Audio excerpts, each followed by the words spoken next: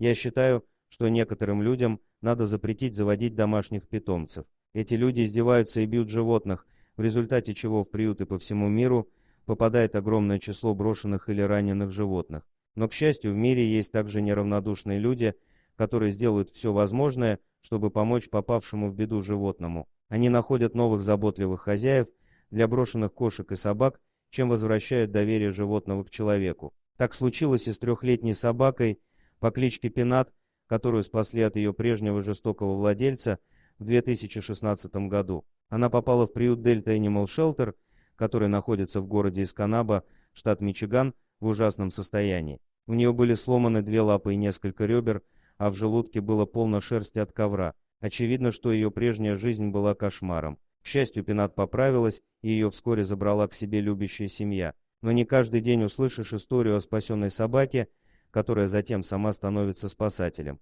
Однажды Пенат начала себе странно вести. Она убежала из дома, и никто не мог понять, что с ней произошло. Но вскоре тайна была раскрыта, и теперь собаку во всем мире считают настоящим героем. Владельцы Пенат были настолько горды поступком своей собаки, что написали письмо в приют Delta Animal Shelter, откуда они ее забрали, чтобы сотрудники и волонтеры приюта тоже знали об этой истории.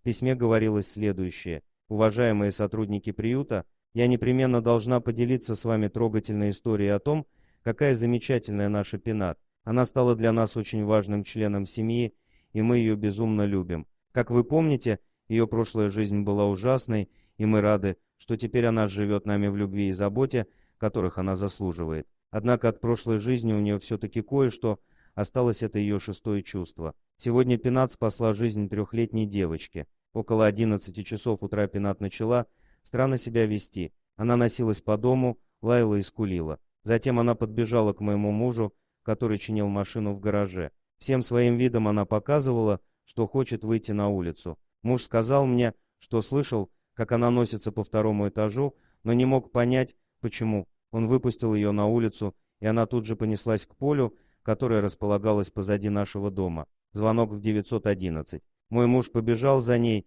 и, к своему удивлению, обнаружил 3-летнюю девочку, которая была совсем без одежды и лежала, свернувшись калачиком, чтобы не замерзнуть.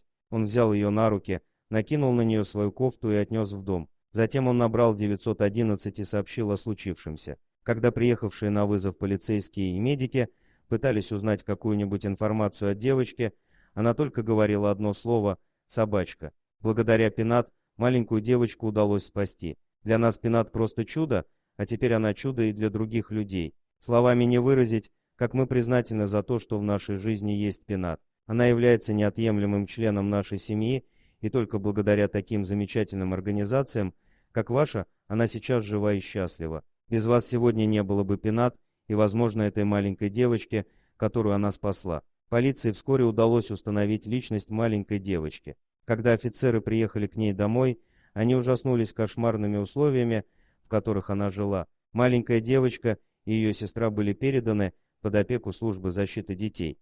Спасибо за просмотр, подписывайтесь на канал, где вы найдете еще много интересного, а также ставьте лайки и пишите комментарии, что думаете по поводу этой истории.